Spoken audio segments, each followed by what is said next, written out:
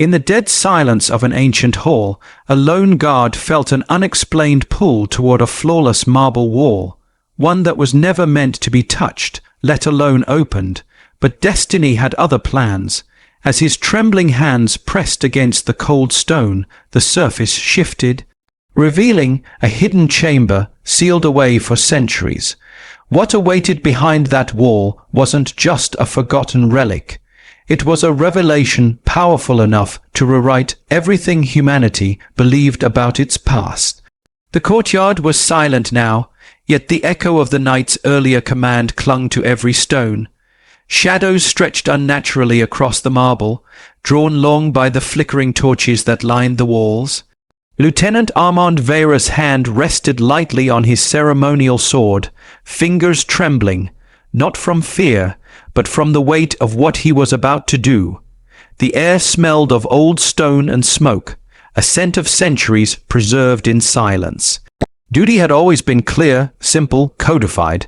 Tonight, that clarity wavered. The order had come directly from the inner council.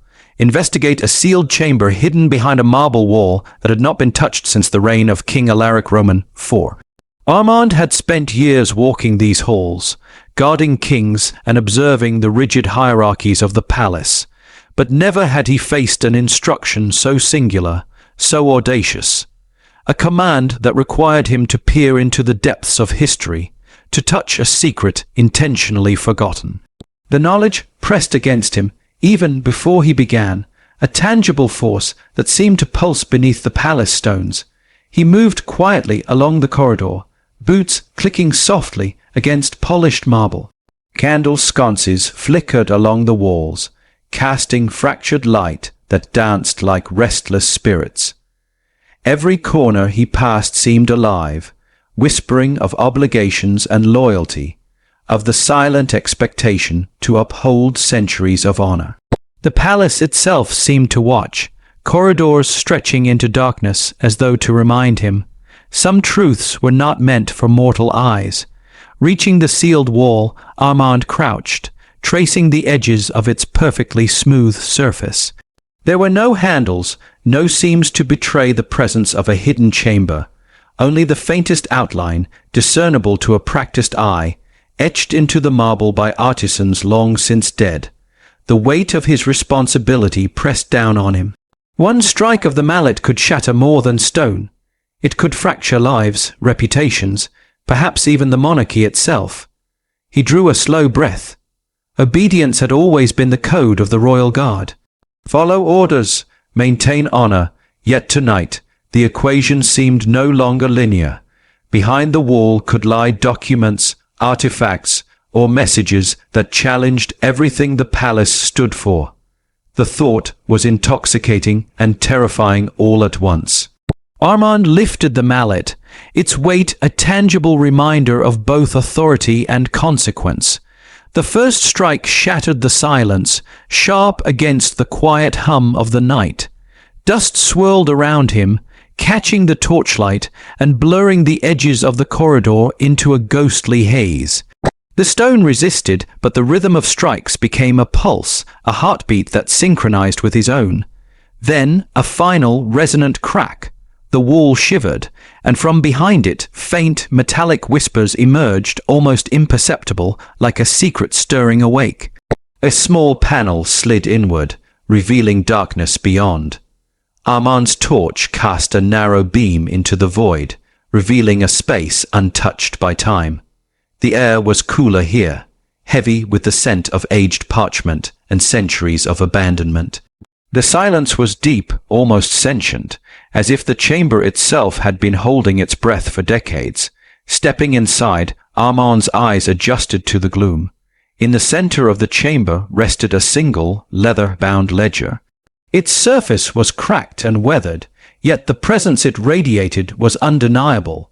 Every line etched into its pages whispered of forgotten ceremonies, forbidden alliances, and unrecorded decisions made in the shadows of power. He knelt beside it, fingertips hovering over the delicate surface. Every instinct urged caution, every impulse screamed curiosity. The first pages he turned, revealed annotations in fading ink, signatures of monarchs long gone, and notations of events erased from history. The reality was undeniable. These were not mere records. They were confessions, declarations, and secrets carefully hidden. Each page demanded recognition, each word a question of morality, loyalty, and duty. Armand could feel the chamber pressing in on him. The weight of centuries, of oaths taken and broken, of lives shaped by hidden choices, was tangible. Every heartbeat echoed against the marble walls. Obedience and conscience collided within him. Each revelation posed a moral question. Would he honor the duty he had been sworn to, or heed the truth buried for reasons he could only guess? Time lost meaning in the chamber. Candlelight flickered across his features, illuminating furrowed brows and clenched jaw.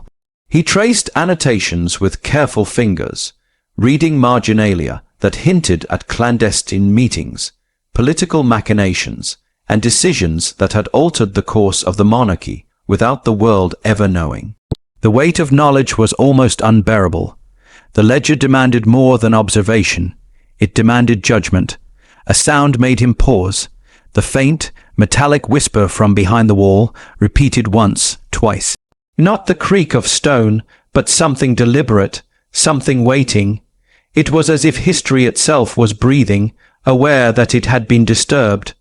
Armand's hand instinctively rested on the hilt of his sword, not in fear of what lay before him, but in acknowledgement of the gravity of choice.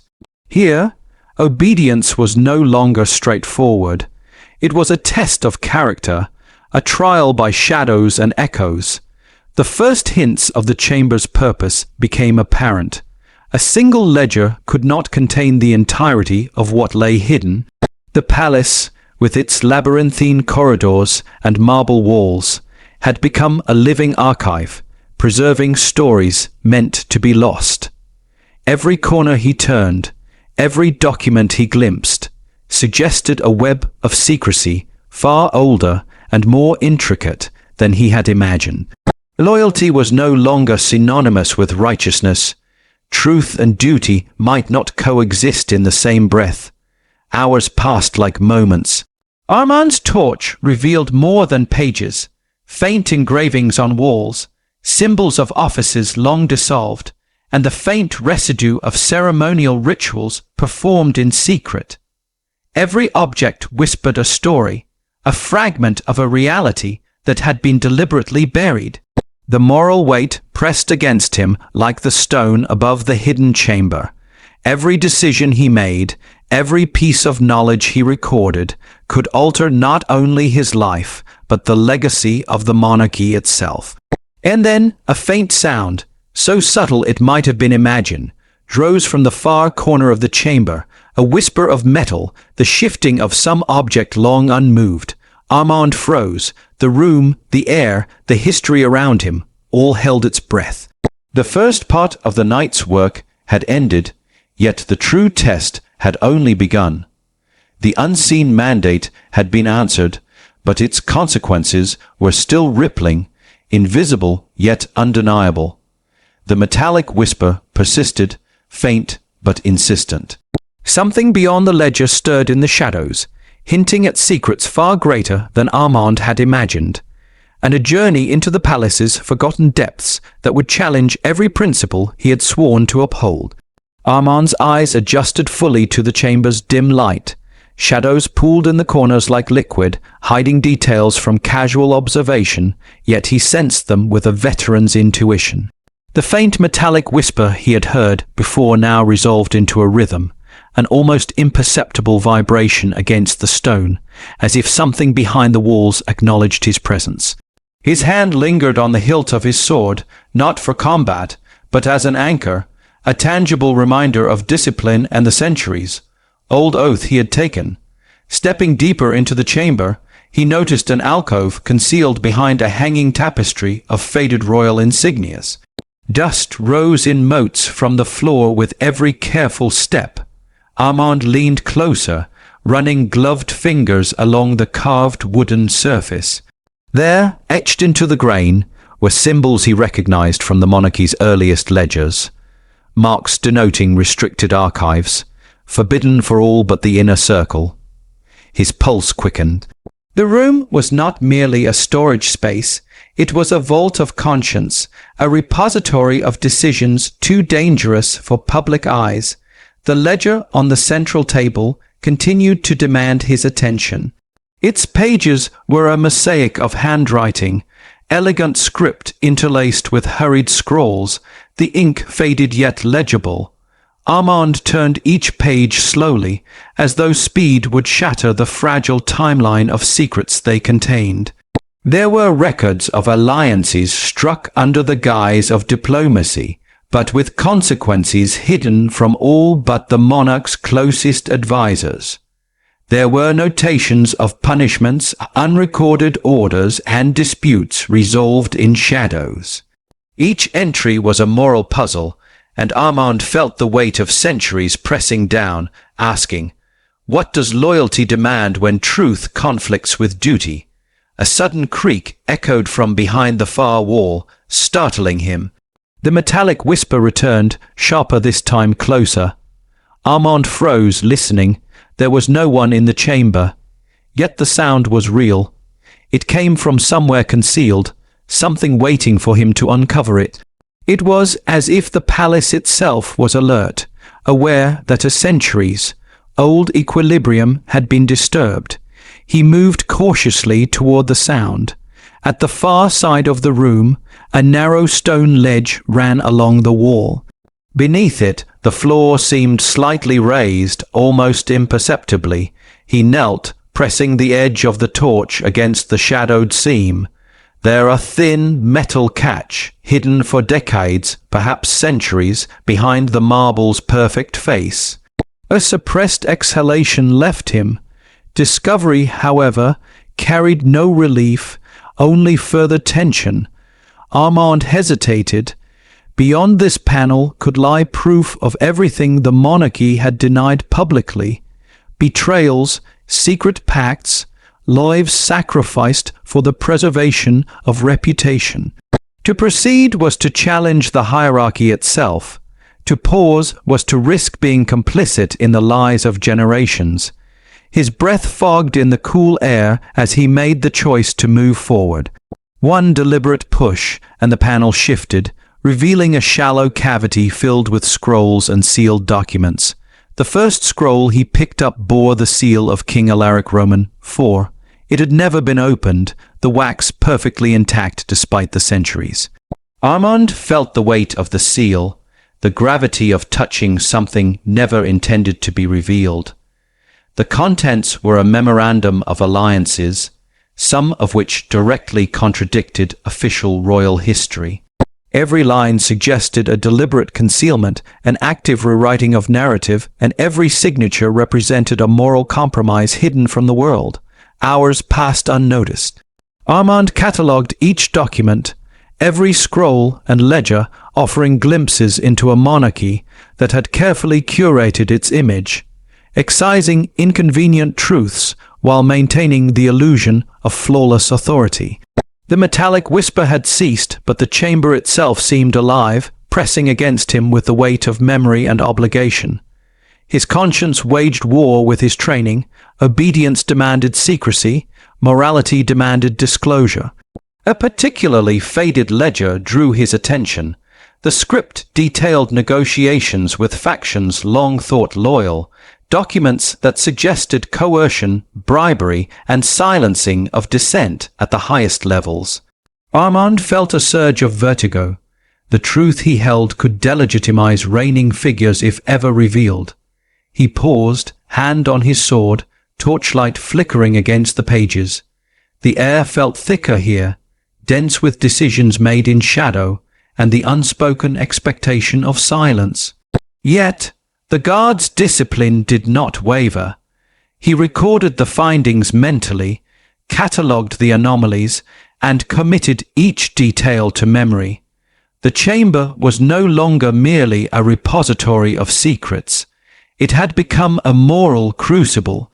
Every decision, every hesitation, every revelation was a test of character, a judgment on centuries of tradition. The walls themselves seemed to pulse with expectation, as though aware that the balance of history rested in the hands of one man. At the chamber's midpoint, Armand discovered a set of documents partially burned, their edges charred black, as if some previous custodian had tried to erase the evidence without success. Among the remains, a royal edict stood intact, its ink smeared but legible. It spoke of a betrayal within the council itself, a deliberate act that threatened the stability of the monarchy. The implications were staggering. This was no ordinary history lesson. This was a revelation that could ignite political upheaval if mishandled. Armand sank to his knees, eyes tracing the delicate script, fingers hovering over the fragile parchment. The weight of his oath pressed upon him more heavily than ever before. Obedience had guided him this far, but morality was now a palpable force. The ledger, the scrolls, the burned edict, they were no longer static records. They were a challenge, a question that demanded an answer. Preserve secrecy and uphold tradition, or expose the truth and risk everything. Then the metallic whisper returned, soft, deliberate, as if to remind him that the chamber's secrets were not merely records but guardians of consequence.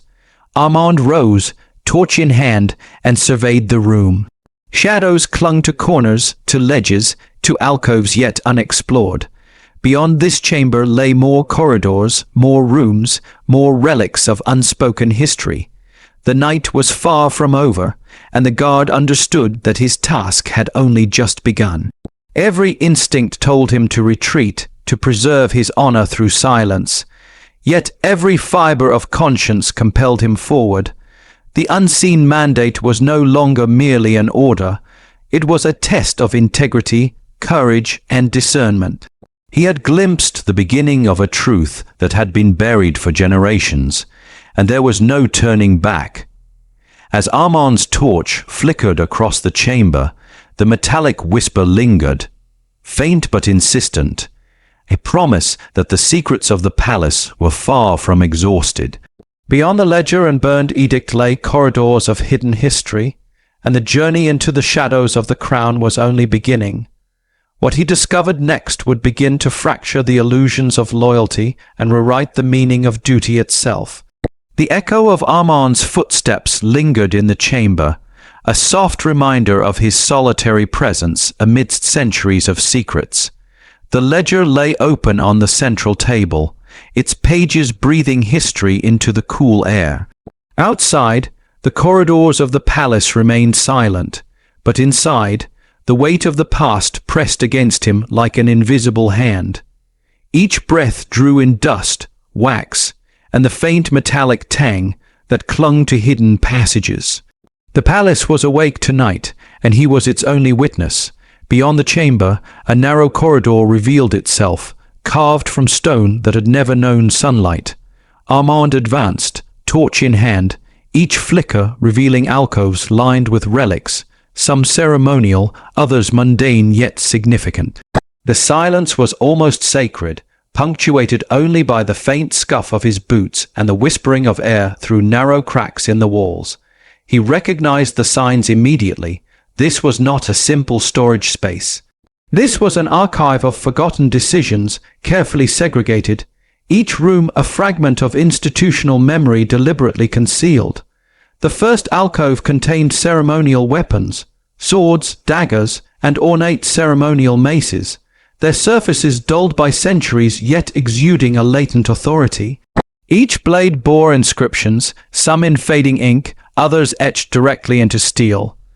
These were not merely decorative, they were symbols, tokens of loyalty, gifts, and punishments, each with a story unrecorded in the annals of the crown. Armand lifted one sword carefully, tracing the edge with gloved fingers. A faint hum seemed to resonate through the marble floor, as if the weapon itself remembered the hands that had wielded it in secrecy. He moved on, discovering shelves lined with ledgers, their spines cracked and worn, yet they radiated significance. Carefully, he drew one from its resting place. The ledger contained meticulous accounts, coded annotations, and cryptic marginalia. Armand realized that these records were not intended for casual scrutiny. They were instruments of control, carefully curated to preserve a narrative dictated by the crown. Each entry was a deliberate act of historical curation: what to record, what to erase, what to conceal. Hours passed in measured silence. Candlelight flickered against the parchment, casting long shadows that seemed to crawl along the walls.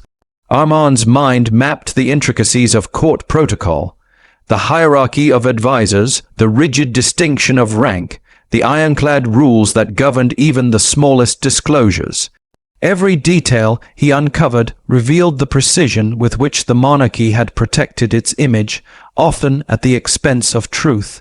The palace was a labyrinth not only of stone but of carefully maintained illusion. At the center of a larger chamber, he found a pedestal supporting a ceremonial scroll. Its edges were frayed, ink faded to a muted sepia. The scroll detailed arrangements made between monarchs and foreign dignitaries, with notations suggesting alliances deliberately concealed from the public eye. One annotation hinted at a covert agreement that directly contradicted a widely celebrated treaty. Armand exhaled slowly. Here was proof that the official narrative of history had been selectively constructed, leaving entire events hidden in the shadows. Moving deeper, he uncovered artifacts wrapped in oilcloth. Each relic was catalogued in the ledgers, yet their existence had never been acknowledged in any official capacity. A silver chalice bore inscriptions of a clandestine, an oath taken by advisors long dead. A ceremonial dagger, its hilt encrusted with stones, had been used in a ritual that, according to its accompanying notes, cemented an unspoken loyalty between factions within the palace. Armand's hand hovered over these objects, aware that each represented decisions made far from public scrutiny, decisions that carried consequences still alive today. The further he advanced, the more the palace seemed to take on a voice of its own. Faint drafts whispered along corridors, carrying scents of wax and aged wood. The walls themselves bore witness, their cracks and seams telling stories of repairs and concealment spanning generations. In these hidden corridors, history was not written on pages alone.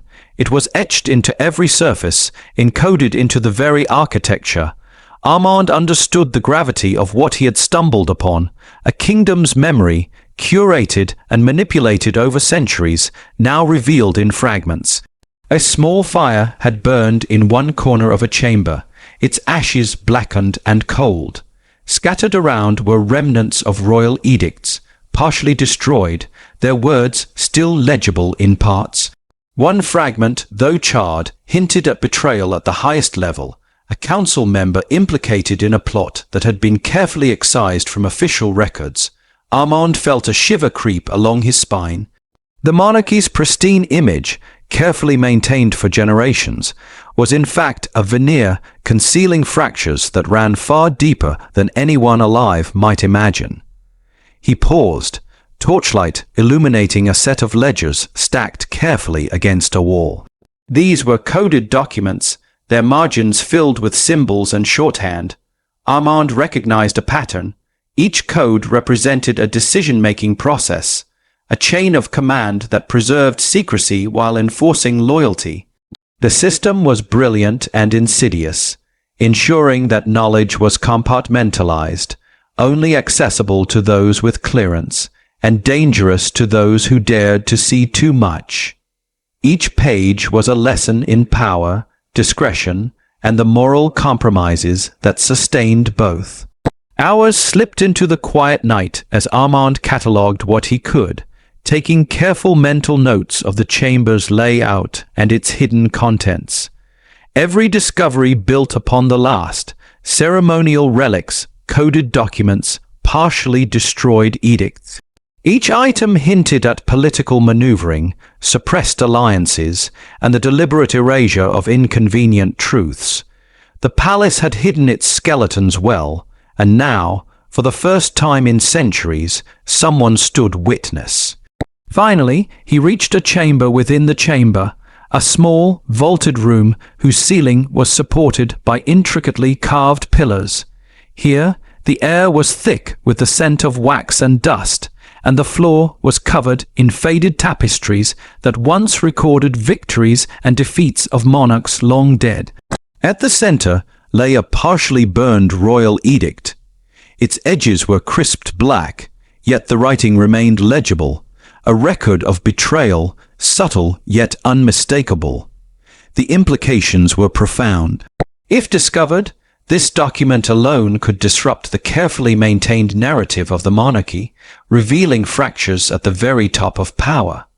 Armand sank to his knees before it, torchlight dancing across his features. For a moment, he allowed himself a rare pause, reflecting on the centuries of concealment he now uncovered. The weight of inherited duty pressed upon him, heavier than the stone ceilings overhead. He realized that the palace, silent and imposing, had not merely protected secrets. It had protected itself, shaping history to maintain authority, influence, and control. Yet, despite the gravity, Armand could not turn away. Every discovery demanded acknowledgement. Every artifact, every ledger, every fragment of charred parchment was a question posed to him. What would loyalty require? What would morality demand? And what was the cost of knowing what had been hidden for generations? The metallic whisper from the wall returned, almost imperceptible, threading through the silence like a signal, a reminder that the palace had more to reveal. Beyond these chambers, corridors remained unexplored, each promising further insight, and perhaps further danger. Armand's torch cast shadows along the walls, and in those shadows he saw the first faint outlines of a secret, deeper than even the hidden ledgers suggested. Among the charred fragments of a royal edict, Armand glimpsed the first trace of betrayal at the highest level, a fracture in the monarchy's foundation that could ignite confrontation. What he would uncover next would force him to question everything he had sworn to uphold, and lead him deeper into the palace's labyrinth of secrets. The deeper Armand ventured into the palace's concealed corridors, the more the air seemed to thicken with centuries of secrecy. Every torch flickered against walls lined with tapestries, faded and moth-eaten, yet each thread contained a story, a fragment of history preserved in silence. The metallic whisper he had followed earlier now seemed to pulse through the corridors themselves, guiding him into spaces untouched for generations. In a low-ceilinged chamber, he discovered rows of ledgers stacked haphazardly against stone walls. The leather bindings bore seals long forgotten, insignias of advisors and monarchs whose names had been deliberately erased from public memory. Armand lifted one ledger carefully. Its pages contained lists of names, agreements, and transfers of power conducted in secrecy. Each entry revealed the meticulous orchestration of events that the palace had hidden from sight. Clandestine alliances, suppressed rivalries, and favors exchanged under the guise of loyalty. He ran his fingers along the margins of a particularly thick volume. Codes, shorthand, and cryptic symbols filled the spaces between official records. Armand recognized some of the markings from prior training in palace security. They were designed to protect information, compartmentalize knowledge, and prevent any single individual from grasping the full picture. Yet here, in the quiet of a hidden chamber, the patterns began to reveal themselves. The monarchy had been an intricate machine of controlled narratives, and each artifact, each ledger, was a cog in a mechanism centuries in the making. Among the ledgers, a small, charred bundle of papers drew his attention. The edges were blackened, yet some text survived. Armand traced the inked words with gloved fingers, deciphering fragments of correspondence between high-ranking officials. The letters spoke of coercion, cover-ups, and actions deliberately concealed to maintain appearances. One missive, partially destroyed, hinted at betrayal at the highest level, a conspiracy concealed beneath layers of protocol and ceremony. Armand's breath caught. The palace's reputation for integrity was a fragile facade, masking fractures deep within its foundation. A narrow corridor led him to another chamber, smaller and more intimate. Here, relics and documents were arranged as if awaiting inspection, untouched for centuries. A silver chalice bore the emblem of a royal order, its surface engraved with oaths sworn in secrecy. A ceremonial dagger, blackened at the edges, seemed to hum with history. Each object represented a choice, a moral compromise, a secret kept to preserve authority. Armand felt the weight of inherited duty pressing on him with every step. As he explored, he discovered an alcove hidden behind a sliding panel. Inside, a collection of royal edicts and memoranda, many partially burned, lay in disarray. One edict survived almost intact, its contents damning in subtle ways. It detailed a betrayal within the council, a calculated act that, if revealed, could destabilize the monarchy itself. Armand's hand hovered over the fragile parchment, aware that to touch it was to engage directly with history. Each line was a moral question. Would he safeguard tradition or expose the truth? Hours turned into an unmeasured stretch of time. Candlelight flickered across the room, illuminating intricate carvings that decorated the chamber's ceilings and walls. These carvings depicted royal ceremonies, victories, and tributes, yet in their midst were subtle symbols, hidden markers indicating the authority of secret councils, the manipulation of events behind the throne. Armand realized that the palace was not merely a building. It was a living archive, its architecture encoding the morality, decisions, and compromises of generations. He paused before a set of ledgers stacked against the wall. Their pages were dense with coded messages and marginalia. As he studied them, a pattern emerged, a network of decisions designed to control perception, influence alliances, and enforce silence. The monarchy had carefully ensured that knowledge remained compartmentalized, that no individual could hold the entirety of truth. Armand's understanding of loyalty, duty, and obedience began to shift. Here, in the quiet of forgotten chambers, the difference between honor and moral compromise became painfully clear. One ledger contained maps marking secret rooms and hidden passages, corridors never recorded in any official plan.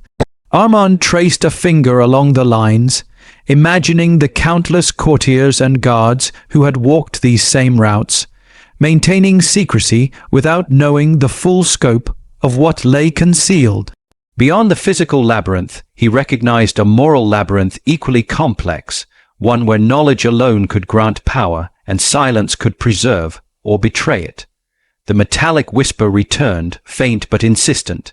It seemed to emanate from behind a partially sealed alcove.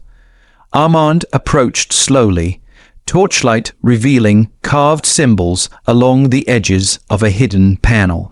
With deliberate care, he pushed the panel aside, exposing another chamber, smaller yet densely packed with ledgers, scrolls, and ceremonial artifacts.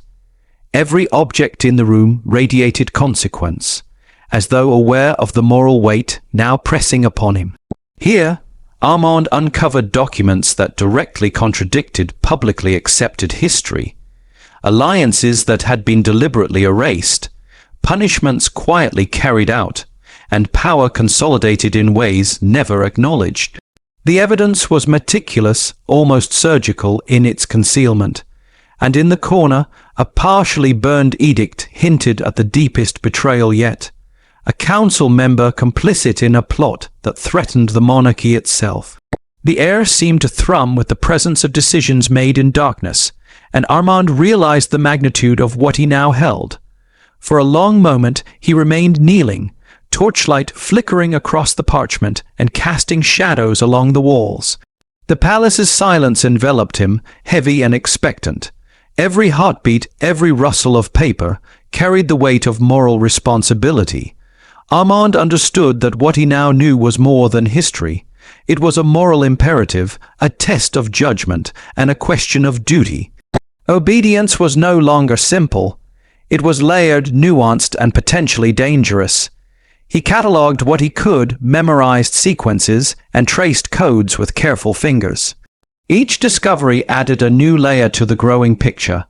A palace whose history had been deliberately curated, a monarchy whose truth was selectively revealed, and a series of choices, often hidden, often morally ambiguous, made to preserve stability. Armand's understanding of loyalty was shifting. It was no longer a matter of following orders unquestioningly, but of discerning when obedience could harm more than it protected. Finally, he paused before a partially burned edict that seemed almost ceremonial in its presentation. Its edges were crisped black, yet the inked words told of a betrayal within the inner council. The implications were immediate. If revealed, this single document could unravel the delicate structure of power. And yet, in this hidden chamber, among ledgers, scrolls, and artifacts, Armand realized that some truths demanded acknowledgement, even if they carried consequences beyond his control.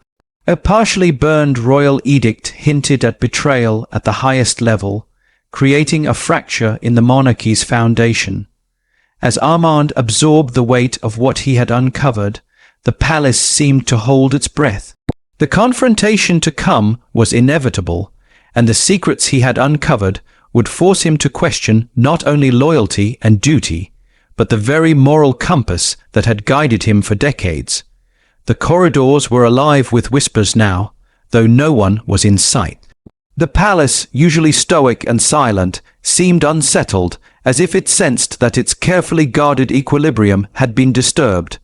Armand Vera moved cautiously, torch in hand, every step measured, alert to the faintest shift in shadow or sound. He knew, with a certainty that made his chest tighten, that news of the hidden chamber would not remain secret for long. The inner circle of the palace had eyes everywhere, and soon they would come for him. The first sign of intrusion came in the form of hurried footsteps echoing from above, the soft tap of polished boots against stone floors. Then a voice, formal, controlled, yet carrying an edge of accusation, called his name. Armand paused. Authority was arriving. Protocol demanded deference, yet instinct urged caution. He adjusted his posture, torch angled to illuminate both himself and the ledgers he carried. The metallic whisper from the chamber seemed to retreat, leaving him with the tension of anticipation.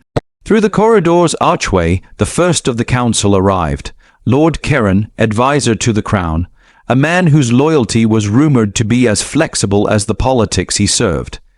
His expression was unreadable, eyes narrowing at the sight of Armand and the open ledger. "Lieutenant Vera," Keren said, voice low but deliberate, "it appears you have been busy." There was a pause, pregnant with implication. "Explain yourself." Armand straightened, maintaining the discipline of years of training. "My lord," he began, measured and calm, "the order I received." His words faltered as Keren's gaze cut sharply through him, silencing explanation. There was a tension in the air, thick as dust from the chamber's walls. Obedience demanded clarity. Morality demanded more than a simple recitation of orders. From the shadows, other figures emerged. Lady Alara, keeper of ceremonial archives, her eyes wide with controlled apprehension. Sir Reynald, commander of palace security, whose presence radiated authority and skepticism in equal measure. Each newcomer added weight to the room, a subtle pressure pressing down on arm, and as though centuries of protocol had condensed into a single moment. The chamber beyond the corridor, hidden for generations, had become a stage. And he was its reluctant actor. "What have you uncovered?" Lady Alara's voice was soft, almost hesitant, yet it carried the authority of someone accustomed to the delicate negotiation of palace secrets. Her gaze moved over the ledgers, lingering on annotations and seals that only a few could recognize. You should not have accessed these chambers alone. The words were not a rebuke but a statement of reality. The palace demanded order, and Armand had disrupted it. He inhaled slowly, forcing clarity. The chambers contain records not acknowledged in the official annals, documents, ledgers, and relics that, if examined, reveal actions that contradict the public record. His voice was calm, but each word carried the weight of centuries of secrecy now resting on his conscience. I followed the order given to me. The consequences I leave to your judgment. Sir Renaud stepped closer, boots echoing against the marble. The order, yes, he said, voice low, tense, but were you aware of what might lie within? These records are dangerous. Their discovery, he paused, swallowing the implication, could destabilize everything. His eyes, trained to detect hesitation, searched Armand's face for a crack in the disciplined exterior. There was none. And yet, even in the midst of scrutiny, Armand felt the pulse of conscience.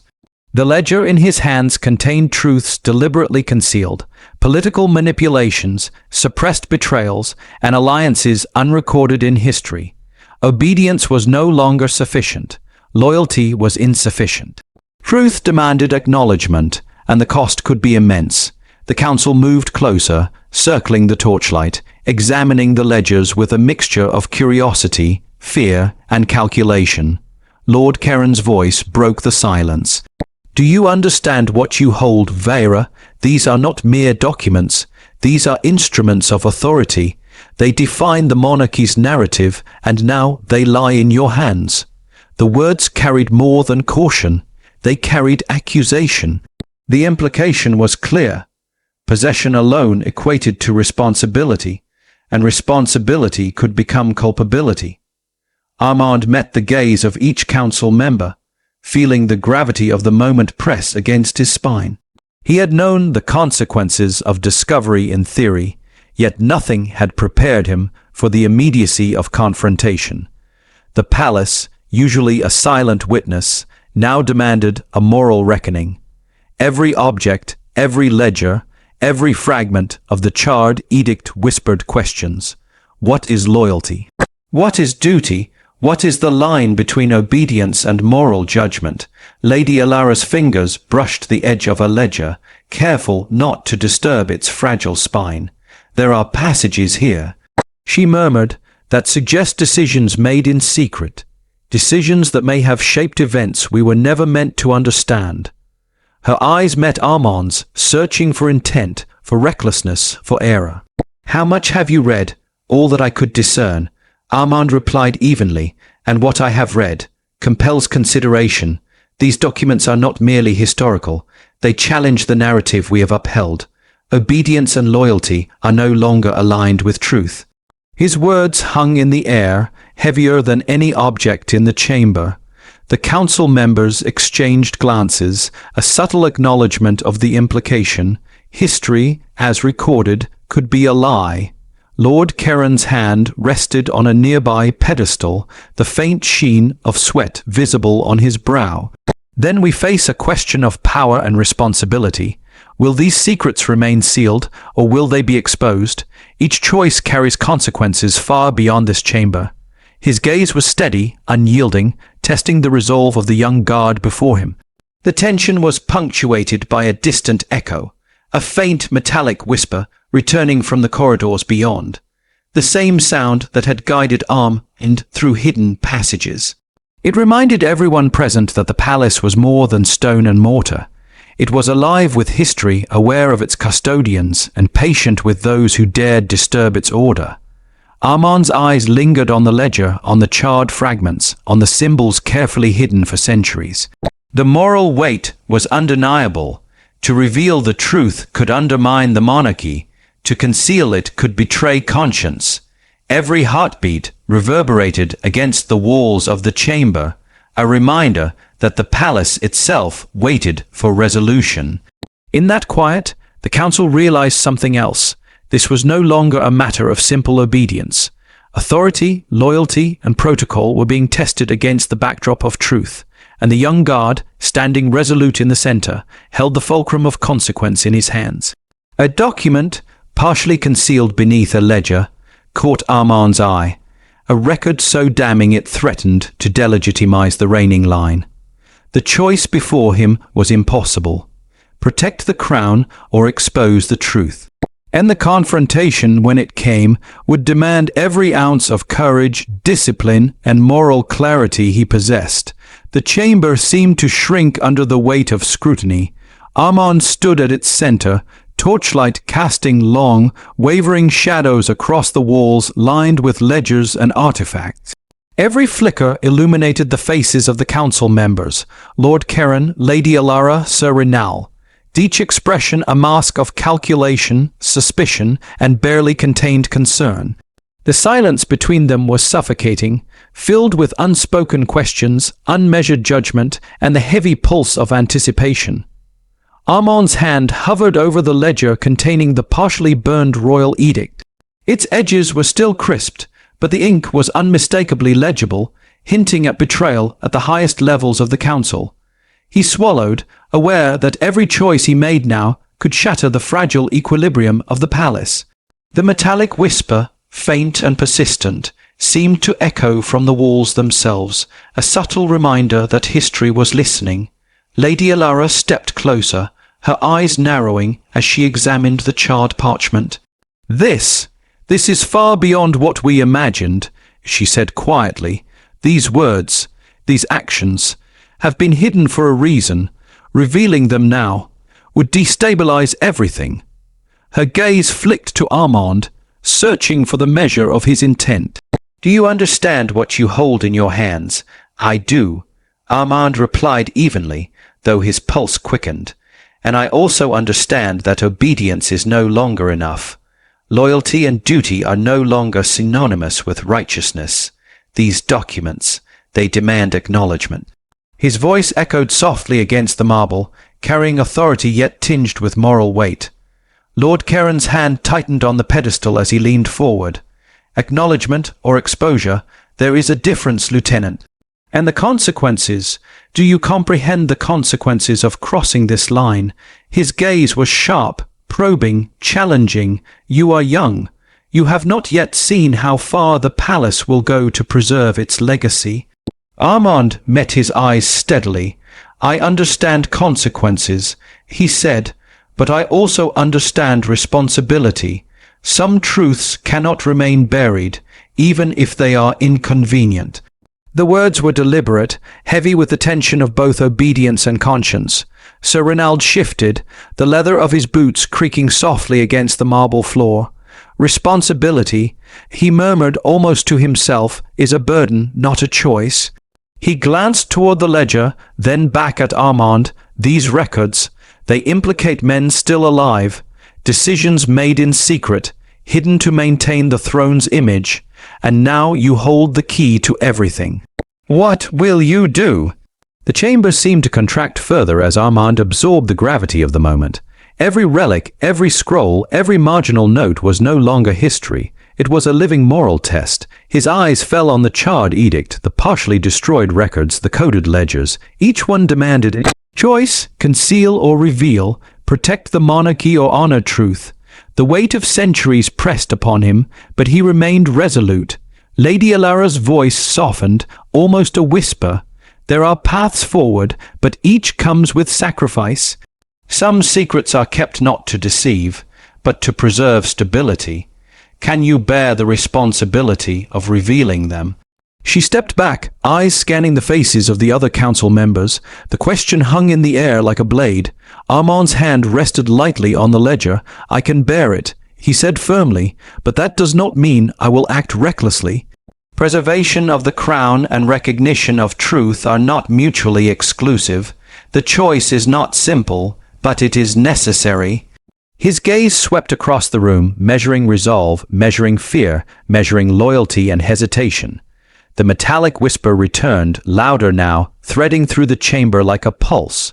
The walls seemed to hum, carrying centuries of suppressed action and moral compromise. Armand felt it in his bones. The palace itself was testing him, aware that a line had been crossed, aware that the equilibrium of power had been disturbed. A tense silence followed. Then Lord Keren spoke, slow and deliberate. "You have glimpsed what we have hidden. You have seen what many never dare to uncover, and yet we must decide whether this knowledge will remain ours or be allowed to influence others. This is not merely a choice for you, Lieutenant. It is a choice for all of us." His gaze hardened, and the consequences of a wrong decision could be catastrophic. Armand looked from Keren to Alara to Renaud. Each faced him with unspoken questions, each revealing a moral fracture they could no longer conceal. The palace, with its labyrinth of corridors and centuries of secrets, had become a crucible. Here, in the flickering torchlight, loyalty collided with truth and obedience with conscience. He lifted the charred edict carefully, showing its contents to the council. Silence fell, heavier than any weight Armand had ever felt. Every face in the room reflected the realization. History had been intentionally rewritten. Morality had been compromised, and the line between duty and righteousness had blurred beyond recognition. Lady Alara exhaled slowly, eyes fixed on the inked lines. "This changes everything," she murmured. "The council, the monarchy. Even the throne itself rests on decisions made in shadows, and now they are exposed." Lord Keren's jaw tightened. "We cannot allow this knowledge to escape the palace," he said finally, "yet we cannot ignore it entirely. The line between loyalty and betrayal has never been thinner." His gaze met Armand's. "The next steps will define us all. Do you understand the magnitude of what has been discovered?" Armand's eyes remained steady, unwavering. "I understand," he said, voice quiet but firm, "and I understand the choice before me. To protect the crown blindly is not loyalty. To reveal everything recklessly is not wisdom. I will act in accordance with both duty and conscience." The chamber seemed to sigh in response, shadows lengthening, whispers fading, the metallic hum of the palace retreating into silence. A fragile equilibrium returned, yet it was no longer the same palace it had been when he entered. Knowledge had been uncovered, secrets had been exposed, and the moral landscape had shifted irreversibly. A high-ranking official ordered the chamber sealed once more, yet Armand faced an impossible choice: protect the secret or expose it.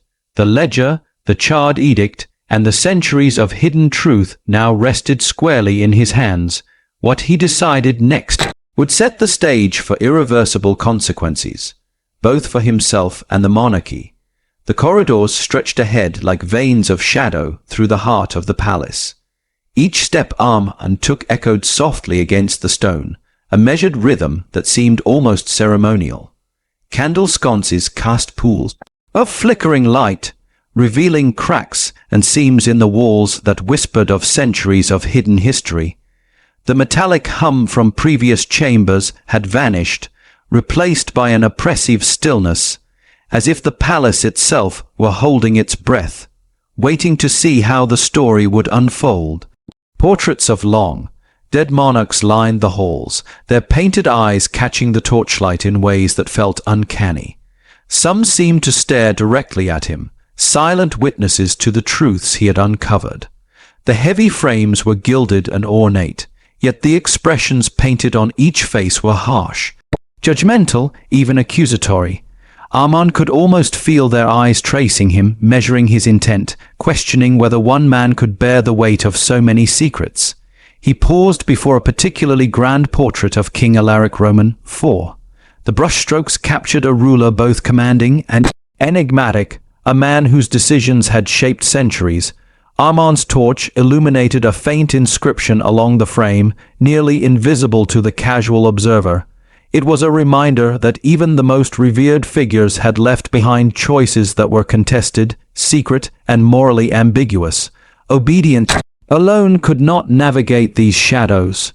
Conscience was required, and he felt its weight pressing on him with every heartbeat. The corridors branched, leading him into narrow passages where the air was thick with dust and the scent of aged wood. Tapestries, faded and moth-eaten, depicted scenes of ceremony, conquest, and tribute. Yet hidden within these woven images were subtle details, symbols of secret councils, clandestine oaths, and acts deliberately omitted from history. Each piece, each artifact, hinted at betrayals committed in silence and decisions made far from public scrutiny. Armand traced a gloved finger along one tapestry, the fibers coarse beneath his touch, imagining the hands that had created it, and the intentions hidden in its patterns. A small alcove revealed a stack of sealed letters, their wax stamps unbroken, untouched for generations. Armand picked one up carefully. The paper was brittle, edges frayed, yet the weight of the seal conveyed significance. The letters contained correspondence between monarchs and advisors, messages that had been deliberately hidden to protect reputations, suppress scandals, or preserve authority. Each letter was a fragment of moral compromise, an artifact of secrecy that reminded him of the fragile balance between duty and truth. As he moved deeper, the metallic whisper returned, faint and deliberate, threading through the corridors like a living pulse. Armand's footsteps slowed, each one measured, aware that the palace itself seemed to respond to his presence. Somewhere in the darkness, hidden rooms and secret compartments awaited discovery, filled with artifacts that carried the moral weight of centuries. He knew that each revelation would exact a psychological toll, forcing him to confront decisions made in shadows and question his own principles. A narrow staircase descended into a vault-like chamber, its ceiling low, walls lined with ledgers and bundles of documents wrapped in oilcloth. Candlelight flickered across their surfaces, illuminating faded seals and inscriptions. Armand knelt to examine one bundle, carefully unwrapping the protective cloth. Inside were documents detailing decisions made to suppress dissent, consolidate power, and manipulate alliances. The handwriting was deliberate, precise, and yet the content betrayed a moral ambiguity that unsettled him. These were not mistakes. They were calculated acts of concealment, designed to preserve authority at the expense of transparency. The psychological weight pressed heavier. Armand's training as a guard had prepared him for physical threats, for defense and discipline, yet nothing had prepared him for the moral labyrinth he now navigated. Every document, every ledger, every sealed letter asked questions he could not ignore. How much loyalty demanded concealment? How much obedience required betrayal of conscience? And how could one man navigate centuries of hidden compromises without losing himself? He paused before a section of partially burned letters. Ash clung to the edges, blackened fragments of correspondence carefully preserved by someone long gone. The letters hinted at alliances that had been deliberately hidden, promises broken in secrecy, and acts of betrayal that shaped monarchy's history without recognition. Armand ran his gloved hand across the charred edges, aware that these fragments represented moral failures as much as historical fact. The palace had preserved them for centuries, not to instruct, but to conceal. Moving cautiously, he discovered an alcove lined with ancestral portraits, many depicting advisors rather than kings. Their expressions were stern, unreadable, some seemingly disapproving of the secrecy Armand had now breached. Documents tucked beneath the frames revealed correspondence between these advisors, often discussing how to manage or suppress knowledge that could destabilize the monarchy. Each artifact reinforced the notion that the palace's stability had been maintained not through virtue alone, but through careful, deliberate moral compromise. The corridors narrowed further, the walls pressing in, shadows deepening with each step. A faint draft carried the smell of wax and aged paper, guiding him toward a sealed niche in the far corner. Here, a single letter lay untouched, its royal seal unbroken, protected from the centuries that had eroded everything else. The envelope radiated authority and consequence, as if aware of its significance. Armand's fingers trembled slightly as he reached for it, understanding instinctively that this letter could reshape his understanding of loyalty, duty, and the palace's hidden history. The metallic whisper grew louder, threading through the chamber, echoing in ways that seemed almost sentient. Armand froze, torch raised, ears straining. The palace itself seemed alive in these hidden spaces, aware that its secrets had been disturbed, and aware that one man now held the power to expose or conceal them. Each heartbeat reverberated against the stone walls, a reminder that discovery carried not only knowledge but consequence. He knelt before the sealed letter, studying its wax imprint. Centuries of unspoken authority were embodied in this simple artifact. The envelope contained not merely historical content, but moral responsibility, a choice that could honor truth or protect deceit. The shadows seemed to press closer, ancestral eyes from portraits and tapestries following him, judging his resolve. Armand understood, in that moment, that some truths were meant to test the integrity of those who found them, and that his conscience had become the axis upon which the palace's history now turned. The air in the corridor thickened with anticipation. Every document he had uncovered, every artifact he had touched, had led to this threshold. Beyond the sealed letter lay decisions that could fracture loyalty, challenge the monarchy, and redefine Armand's understanding of duty, and yet hesitation was not an option. The palace had waited centuries for someone to confront these shadows, and now it had chosen him.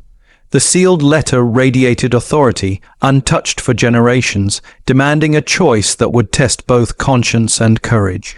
As Armand prepared to break the seal, he knew that what he discovered next would determine not only the fate of the monarchy, but the cost of bearing truth in a world built on secrecy. The sealed letter rested heavy in Armand's hands, its wax imprint cold against his fingers. Centuries of silence clung to it, thick and suffocating, as if the palace itself were holding its breath, waiting to see what he would do. Every corridor he had traversed, every ledger and relic examined, had led to this singular threshold. The weight of responsibility pressed down on him, a moral gravity that no training or oath could fully prepare one to bear. He broke the seal slowly, deliberately, the faint crack echoing in the chamber like a gunshot in still air. The parchment inside was fragile, edges brittle from age, yet the words were unmistakable, vivid despite the centuries. They revealed correspondence between monarchs and advisors, directives that had been deliberately concealed from history, decisions that had reshaped alliances, punished the innocent, and silenced dissent. For the first time, Armand realized the full extent of what the palace had hidden, not merely errors, calculated acts of betrayal that had secured power at the expense of integrity. The candlelight trembled across the letter as he read, shadows playing across his features. Each word forced him to confront the moral cost of obedience. Loyalty had been maintained through omission and secrecy, and the palace's grandeur had depended upon complicity. Every action recorded in these corridors, every artifact preserved in darkness, now pressed upon him with judgment. Obedience had a price, and conscience had a voice, and tonight they collided. In the silence, the metallic whisper returned, insistent and deliberate, threading through the corridors like a living reminder of consequence. Armand's breath hitched. The palace seemed to pulse around him, alive with centuries of suppressed secrets, aware that one man had breached the carefully constructed equilibrium. Beyond this chamber, hidden rooms, charred documents, and ancestral relics awaited his attention, yet the letter demanded singular focus. The magnitude of its content was undeniable. Betrayal at the highest levels, actions deliberately obscured to preserve power, and a chain of moral compromise stretching across generations. He read the final paragraph aloud, voice low but steady, a ceremonial cadence echoing against the stone walls, a directive from a monarch ordering the concealment of a council member's treachery, an instruction to manipulate history to safeguard the crown. The moral implications were staggering. Exposed, This single act could destabilize the monarchy. If concealed, it perpetuated a lie that had endured for centuries. Armand's gloved hands trembled slightly, not from fear, but from the weight of responsibility. The choice before him was monumental: protect the crown, protect the legacy, or expose a truth that could rewrite history. The corridors themselves seemed to respond to his hesitation. Shadows deepened, ancestral portraits watching silently, tapestries shifting as if to lean closer to witness his decision. The palace was not merely stone and mortar, it was a living testament to duty, secrecy, and consequence. Every artifact he had uncovered, every ledger examined, now pressed upon him, a collective conscience demanding judgment. The metallic whisper faded, leaving only the heavy, expectant silence of history awaiting acknowledgement. Armand knelt, placing the letter carefully on a stone pedestal, and allowed his thoughts to wander through the palace's labyrinth of decisions. He imagined the hands that had penned these words, the councils that had debated concealment, and the consequences of their choices. Loyalty, he realized, had been wielded as a weapon, and obedience had demanded complicity in acts that morality might never forgive. Each artifact, each ledger, each correspondence now formed a mosaic of betrayal, ambition, and silent authority. Hours seemed to pass in silence, broken only by the faint rustle of parchment as Armand examined other remnants of secrecy. A partially burned edict nearby confirmed patterns he had begun to discern: calculated omissions, deliberate manipulation, and the consolidation of power through acts concealed from history. The palace itself became a character, embodying secrecy, authority, and the corrosive effects of choices made in shadow. Each room, each corridor, each artifact carried a fragment of moral weight, compelling him to reckon with what it meant to serve truth in a world built upon concealment. Finally, he rose, letter in hand, and walked slowly through the corridors he had come to know intimately. The ancestral portraits, the gilded tapestries, and the relics of ceremonial authority seemed to lean closer, observing the solitary figure who now bore the burden of centuries. Armand understood that his decision would reverberate beyond this night. It would touch the monarchy, history, and his own conscience in ways that could not be undone. The chamber doors ahead loomed, leading to spaces yet unexplored.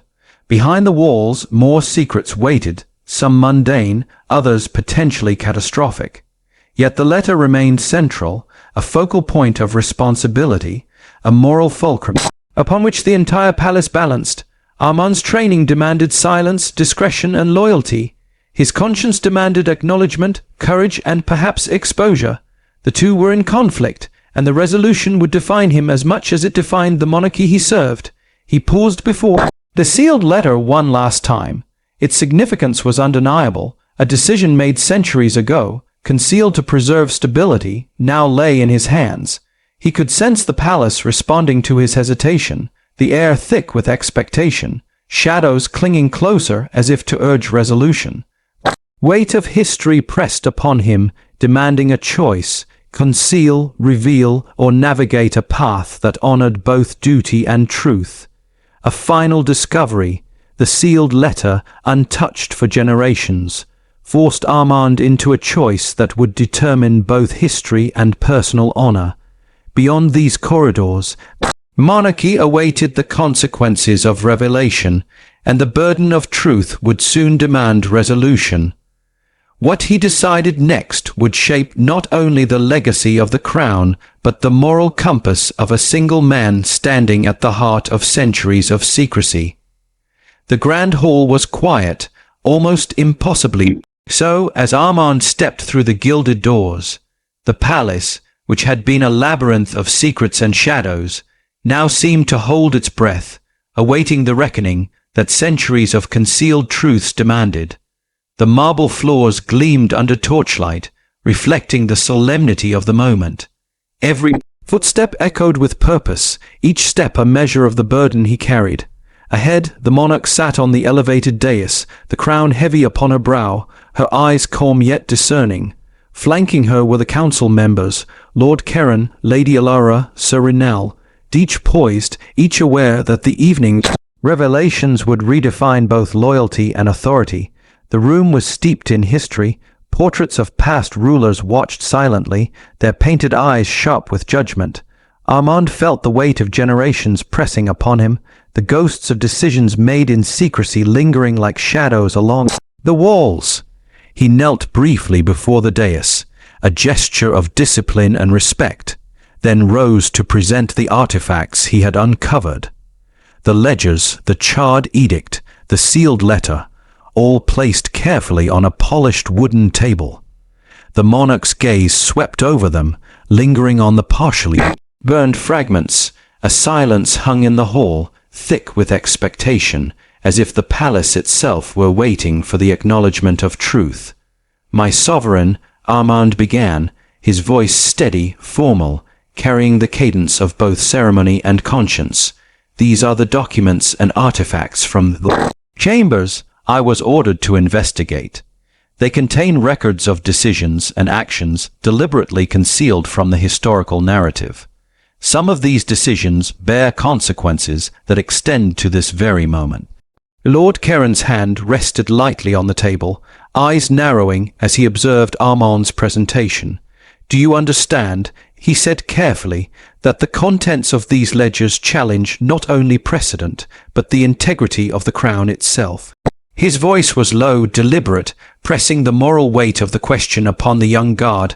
"I do," Armand replied without hesitation, "and I also understand that preserving loyalty does not require concealment of truth. Some histories demand acknowledgement, not erasure. Obedience alone is insufficient when it conflicts with conscience." The monarch's eyes met his, an unreadable mixture of curiosity, caution, and expectation. Lady Alara stepped forward, her hands folded, voice soft yet piercing. "The palace has endured centuries of careful concealment. Knowledge, once revealed, can unravel more than records. It can fracture trust, dismantle alliances, and destabilize authority. Are you prepared for the consequences of your discoveries?" Armand's gaze did not waver. "Prepared, my lady, in the sense that the truth, once known, must be accounted for.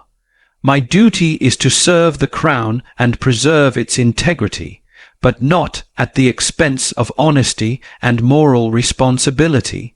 The monarch leaned slightly forward, hands resting lightly on the armrests of the dais. "Then present your findings. Speak clearly, chronologically, and with the weight of history behind you.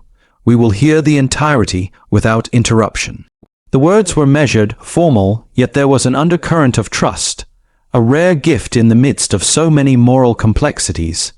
Armand began carefully, recounting the discovery of the hidden chambers, the meticulously catalogued ledgers, the ceremonial relics, and the partially burned edict that hinted at betrayal. He spoke of the coded documents, the ancestral correspondence, and the sealed letter untouched for generations. Every detail was rendered with precision, yet his narration carried the emotional resonance of one who had felt the weight of centuries pressing upon him. The council listened in silence, absorbing each revelation, the metallic tension of withheld truths now fully present in the room.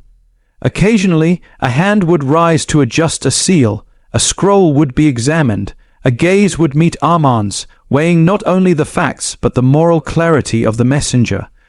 Air was taut, dense with the awareness that centuries of secrecy had been breached, and the equilibrium of power was now in question. When he reached the charred edict implicating a council member in betrayal, the room seemed to shiver subtly, the shadows deepening along the walls. Sir Renald's fingers clenched briefly at his side, a subtle acknowledgement that the implications were profound. The monarch's lips pressed together, expression unreadable, yet her eyes betrayed the weight of understanding. History, carefully curated and concealed, was no longer within their exclusive control. Armand paused, allowing the significance of the moment to settle. "These documents," he said, "do not merely record events. They record choices, some morally compromised, some deliberate concealments intended to preserve authority. I present them not as an accusation, but as a testament to the complexity of duty and the fragility of truth. A hush followed. Even the torches seemed to dim in deference to the gravity of the revelation.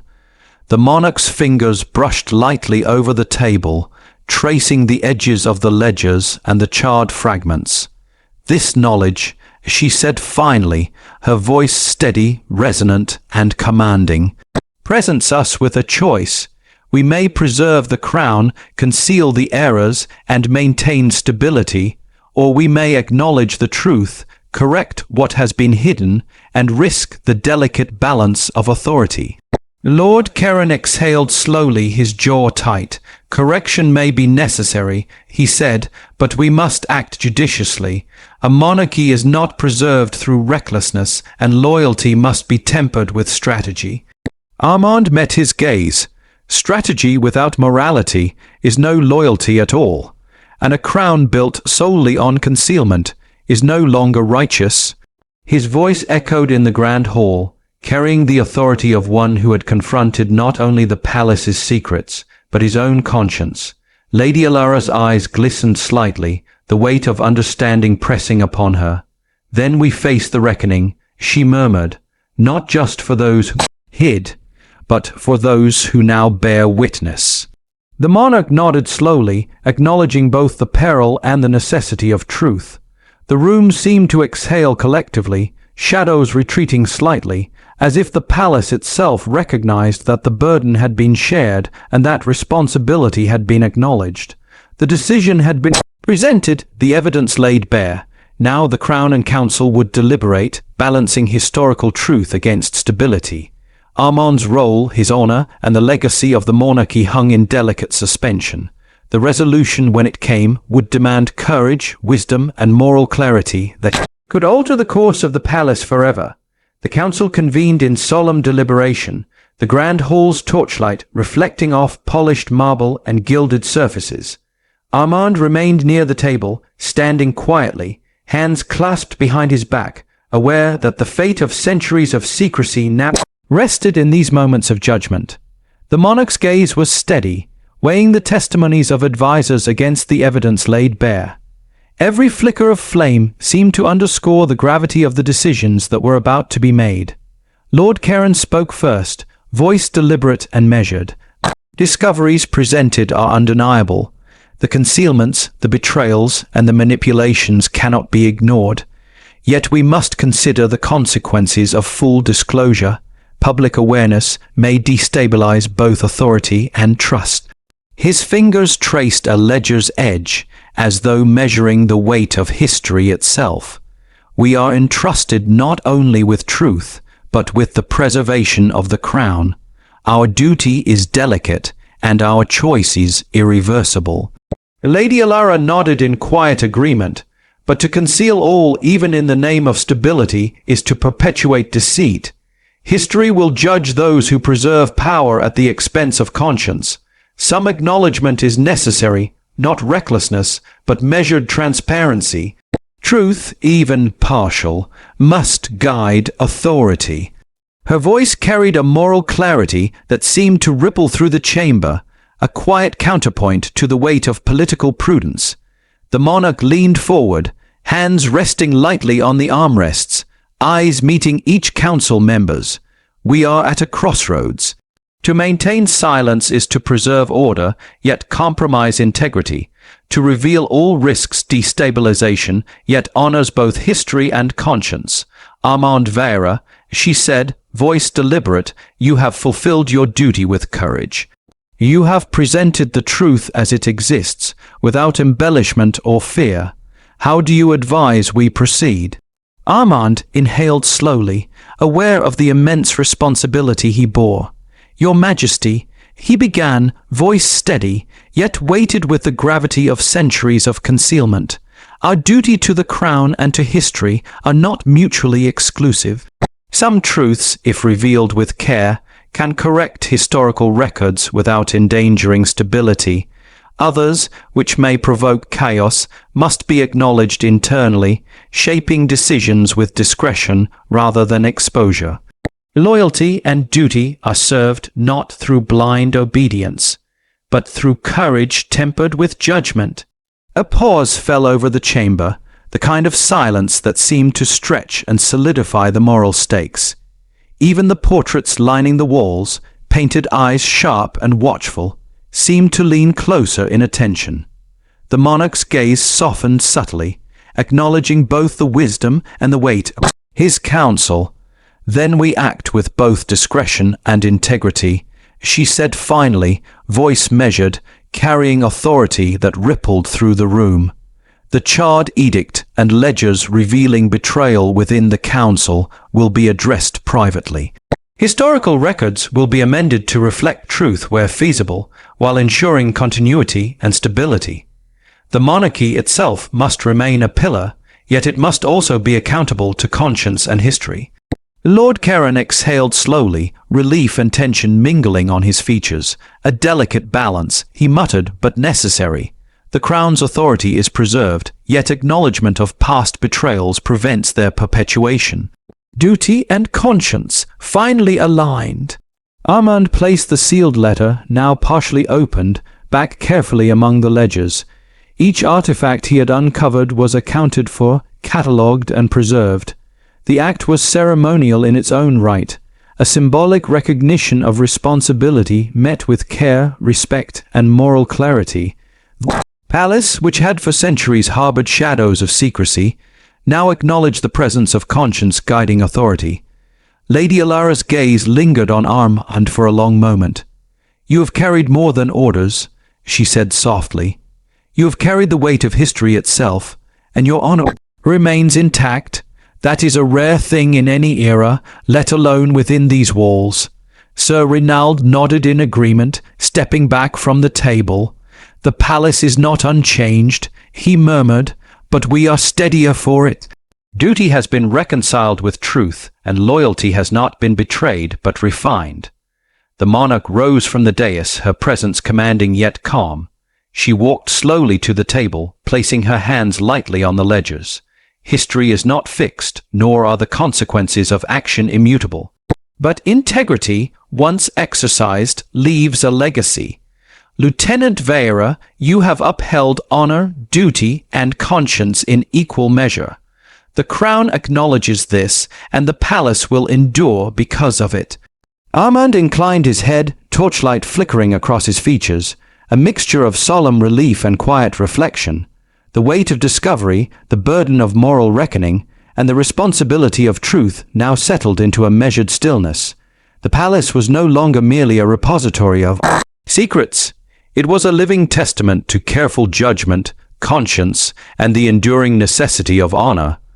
The council began the careful work of reconciling records, planning for measured acknowledgement of historical truths, while ensuring that the monarchy's continuity and stability remained intact. The atmosphere, though still tense, carried a sense of resolution. Decisions were made, moral balance restored, and authority tempered by conscience rather than fear. Armand stepped back from the table, torch lowered, and allowed himself a moment to breathe. Centuries of concealed betrayal, moral compromise, and hidden history had been acknowledged. The monarchy's legacy had been preserved, yet refined by truth. The palace itself seemed to exhale, shadows receding, corridors echoing with the quiet dignity of decisions made correctly. As the chamber was resealed and the ledgers returned to their hidden places, Armand stood silently, aware that some truths would remain buried. Yet he understood that even the quietest revelations could shape the future. The palace had endured, history had been partially corrected, and conscience had been honored. What he had learned, and what he had preserved, would quietly guide the generations yet to come. The palace was quiet now, a profound stillness settling over its marble halls. Torchlight flickered faintly, casting elongated shadows that stretched across the floors and up the walls like whispers frozen in time. Centuries of secrets, betrayals, and concealed truths lingered in the stone, yet for the first time they seemed tempered by acknowledgement. Armand walked slowly, his footsteps soft against the polished surfaces, each one echoing in harmony with the palace's reflective calm. He paused before a familiar portrait, one of a long, deceased monarch whose eyes seemed almost alive in the torchlight. For decades, the ruler had presided over decisions made in silence, yet here, centuries later, his legacy was quietly reconciled with conscience. Armand's thoughts drifted to the documents he had handled. The ledgers, charred edict, the sealed letter, each had carried the weight of history and moral responsibility, now carefully returned to its place. In the quiet, he could almost hear the palace itself breathing, as if acknowledging that justice and duty had been aligned. The corridors stretched ahead, empty and serene. Faint drafts carried the scent of aged stone and wax, a subtle reminder that time moved differently in these hallowed halls. Armand paused, hand resting lightly against the wall, feeling the cold smoothness beneath his fingers. These marble surfaces had absorbed whispers for generations, commands, secrets, and promises made in shadow. Now they seemed to echo lessons instead, that loyalty and obedience are essential, but must be guided by conscience, and that the preservation of legacy demands both courage and discernment. He moved to the central courtyard, where moonlight spilled over stone fountains and trimmed hedges, illuminating the geometry of the palace with ethereal grace. The night was still. Only the rustle of leaves and distant call of a night bird punctuated the silence. Armand allowed himself a deep breath, aware that he had become part of a continuum, a custodian of both history and conscience. The palace, with all its grandeur and secrets, had survived not through ignorance, but through careful guardianship tempered by courage and moral clarity. He knelt briefly by a fountain, fingers skimming the water's surface, watching ripples distort the reflected moonlight. The act was symbolic, almost meditative, acknowledging that truth, even when partially concealed, could leave a lasting impression, shaping legacy quietly over time. The palace would endure, its marble walls holding whispers of lessons learned, choices made, and conscience exercised. And while some truths remained buried, their resonance would influence generations in subtle, profound ways. Armand's reflection turned inward, pondering the delicate balance between duty and morality. Some histories were kept in shadows not to deceive, but to protect. Some secrets, when revealed, could ignite chaos. Others, when preserved, could guide quietly. He realized that the measure of service was not only in obedience, but in the courage to act rightly within the constraints of circumstance. In this quiet moment, the palace, its history, and its legacy seemed to converge with his own understanding of honor and responsibility. As he rose and walked back through the halls, Armand knew that the palace's whispers would continue to echo, carrying the lessons of duty, conscience, and legacy into the future. And yet, he could not help but wonder what other secrets lay behind walls that dared not be touched. The palace had returned to its quiet grandeur. The corridors, once alive with the tension of discovery, now held only soft echoes of footsteps and the distant drip of water from fountains.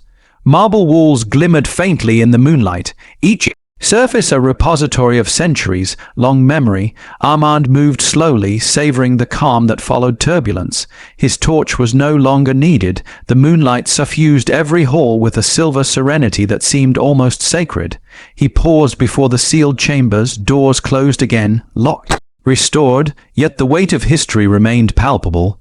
The ledgers, the charred edict, the sealed letter, they had been accounted for, respected, and their truths partially reconciled.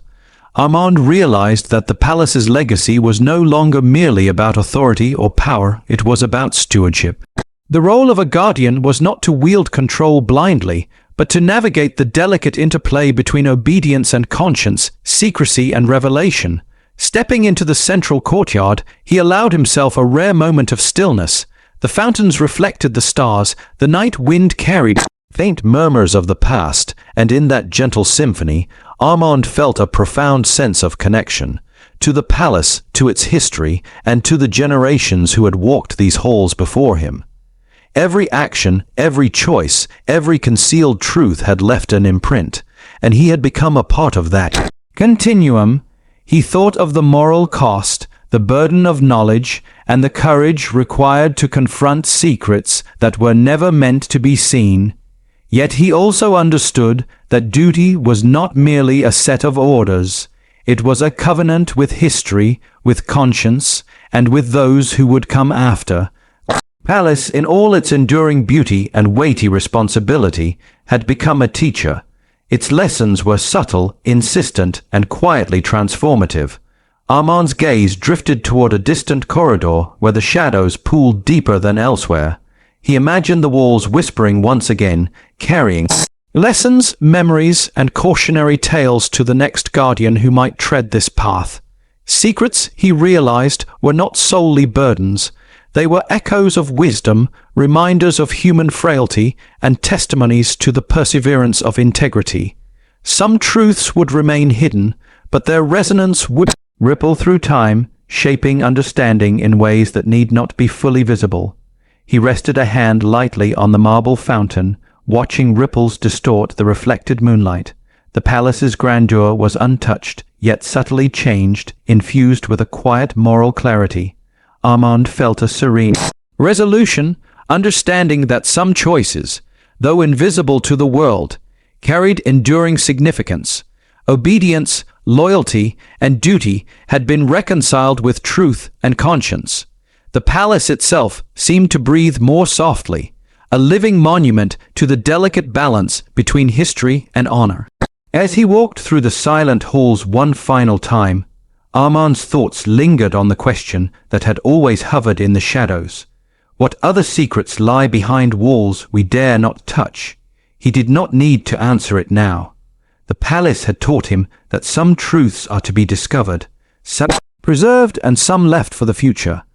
The lessons would endure quietly, shaping generations, and he would carry the knowledge, responsibility, and humility that came with stewardship. The torchless halls stretched endlessly before him, bathed in moonlight and memory. The echoes of the past, the weight of the present, and the whispers of the future converged in serene equilibrium. Armand understood, finally, that duty was not the absence of choice. It was the courage to act with conscience in the shadows of history, to honor truth while preserving continuity, and to recognize that such secrets, though silent, will always shape the legacy of those who follow. The palace stood in quiet reflection, its marble walls carrying centuries of whispers, lessons, and truths. Armand walked into the night, aware that while some secrets would remain buried, their resonance would continue shaping loyalty, conscience, and history long after he had gone. The echoes of duty, honor, and moral courage would endure, whispering through marble for generations yet to come.